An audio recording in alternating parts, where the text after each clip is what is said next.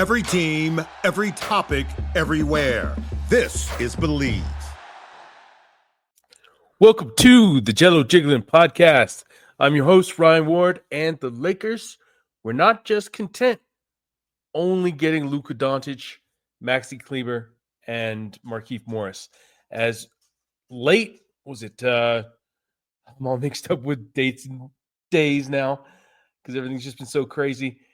Late Wednesday night, the Lakers pulled off another crazy trade for sure. Because it is quite risky in comparison to the Luka trade, which was a no-brainer.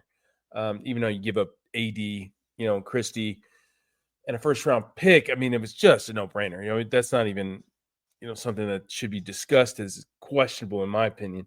But this one is quite a bit more risky. They gave up the other first-round pick that they were holding on to. Basically, leveraging the future there. And they gave up Dalton Connect, their kind of rising star rookie. I know he's had an up and down for a season with the Lakers, but he had a hell of a lot of potential. It was a personal favorite of mine. I loved watching this kid play. He's pure scorer. He can get it done inside, outside. Just totally talented offensively. But pretty much a zero defensively. But that's the NBA today. Like, everybody's shooting threes, everybody knows how to score, and nobody knows how to play defense. It's just the way the league is going. But I thought he was a guy you would hold on to for 10 years. You know what I mean? You develop him, and you turn him into the next Austin Reeves. And perhaps better because he's more talented than Austin Reeves. Or he has the potential to be much better than Reeves. But that's not going to happen now because now he's going to be playing for Charlotte for the rest of his career. So it was Connect, Cam Reddish, who wasn't really playing anyway, but he was your probably best perimeter defender next to Vando and DFS.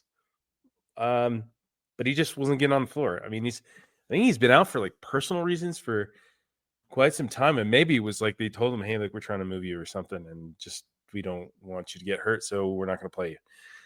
Either way, that's the deal, and everybody's flipping out because they got Mark Williams from the Hornets, who's a 7-footer, young guy. I believe he's 23.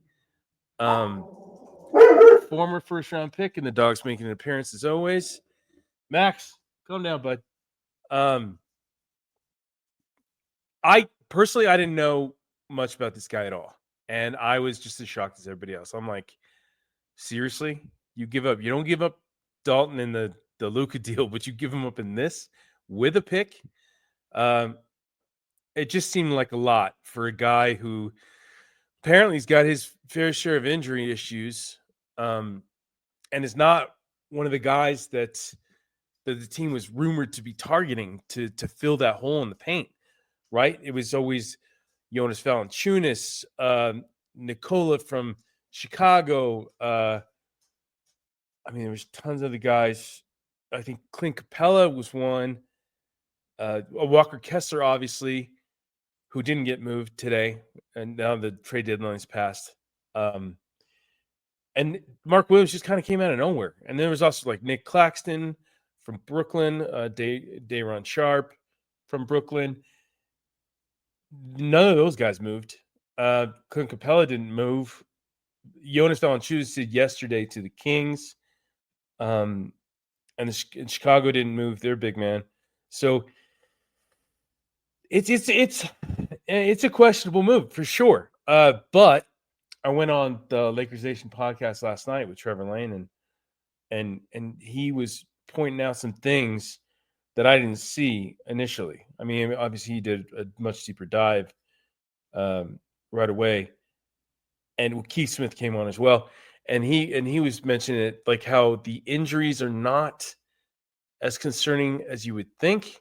He's missed a lot of time in the short time that he's been in the league, but it's not like concerning like long-term stuff, right? But then again, you never know with these 7-foot guys, especially the athletic 7-footers like him.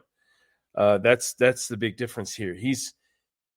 Supposedly the Lakers were looking for a guy to pair with Luka, like a center, like a Gafford, like a Lively type, and they got it with Mark Williams.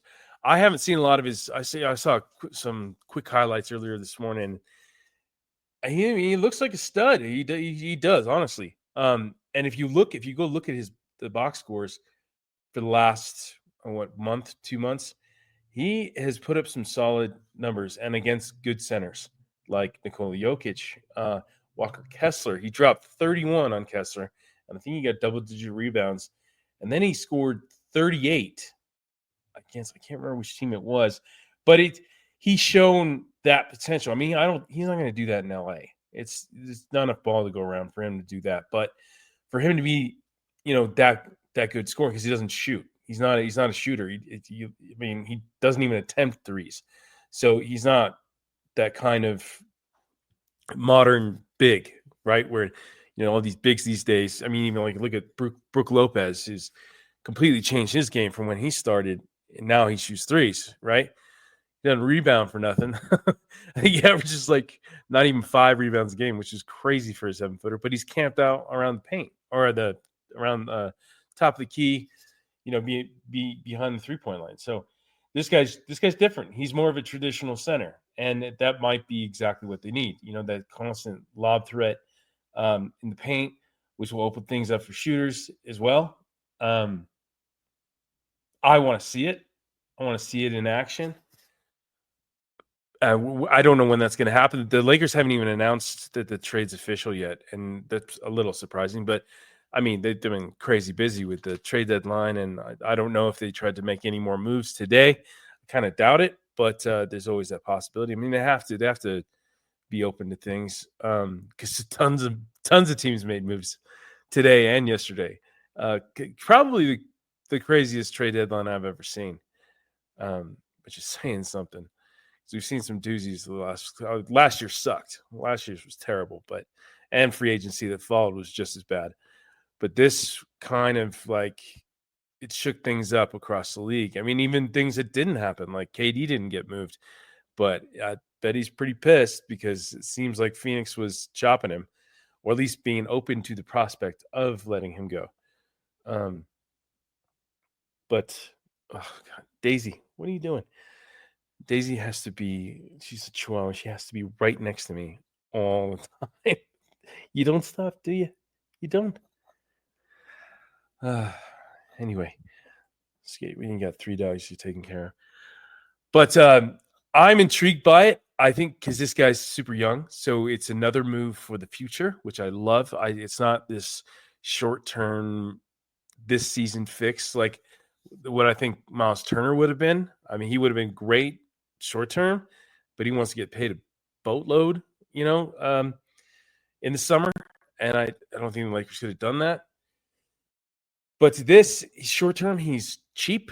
They've got him on his rookie deal still. So I believe it's under contract for 2 more years, and then he's a restricted free agent. So that gives the team more leverage. Days, calm down. Oh God, so hard to do this with dogs sometimes. But anyway, I'm intrigued by it. I think it's going to be really cool. I think I can't wait to see it on the basketball floor, which could come as quickly as Saturday. He's not playing today because, like I said, the trade's not official, and they got to go through the physicals and all that stuff, and the logistics, all the stuff that comes with making trades, right? From all signs are pointing to Luka making his debut on Saturday.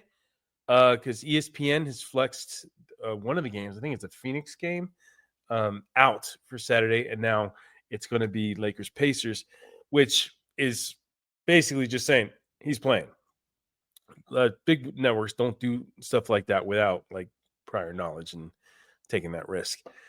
So outside of some kind of setback that Luka may have in the next 2 days, he's playing Saturday. So if you can get tickets, I'd say that's a pretty good game to get tickets for. It's probably the most anticipated game of the year now.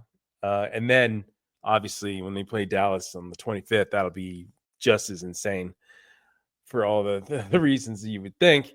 I'm sure Luka's going to want to drop 50, and I hope he does. And I'm sure AD's going to want to do the same. So this is going to be fireworks, man. Probably pretty heated too. But yeah, Saturday's game should be fun. I would assume that Williams will get on the floor Saturday. I would assume. I hope. But it just depends on how quickly they get through this stuff. They got plenty of time though, They got all the rest of today and tomorrow. It's an early game Saturday too, though. I think it's like noon or 1, something like that. Yeah, let me look real quick. Hell of a sports weekend though, man. You're gonna have that game, and then you're gonna have the Super Bowl the day after. And let's go Eagles, because I don't want to see the freaking Chiefs win a third straight, man. I'll puke. They're incredible. That team's incredible, but I'm so over it. I'm a Raiders fan, so it's just been brutal seeing this and seeing all the teams in the AFC West just get better as we just keep going downhill. Where is it? Indiana.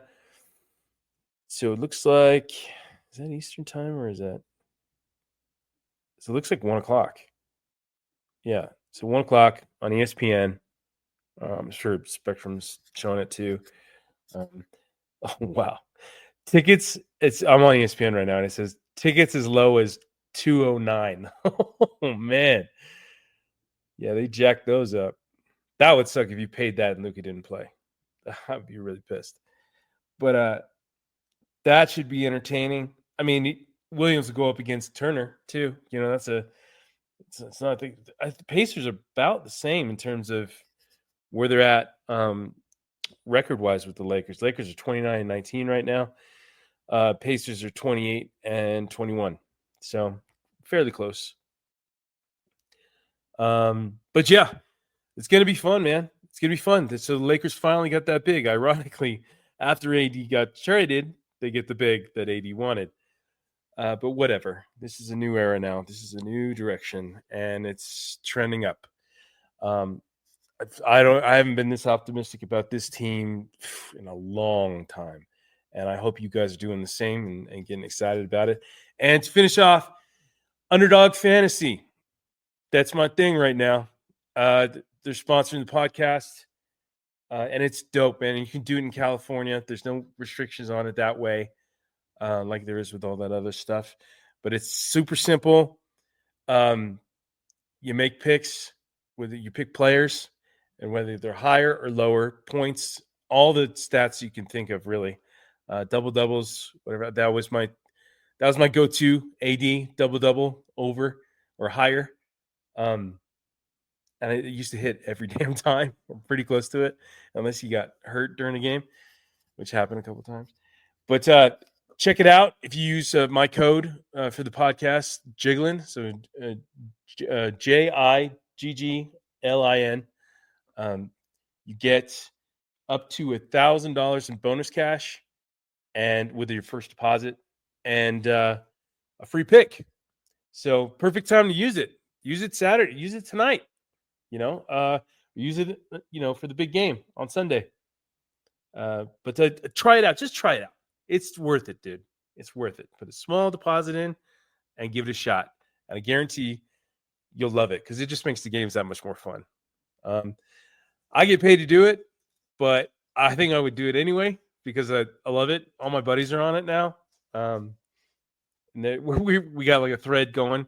We talk about picks back and forth every day or every other day. It's usually just Laker games, but with the NFL, it's you can get fun too. So give that a shot. And until next time, I'll probably come back on this maybe after tomorrow's or tonight's game, or definitely Saturday, because that'll be fun. It'll be fun to recap that Luka's debut and probably Mark Williams' debut as well. Until then, enjoy this, Laker fans. Fun times ahead. See ya.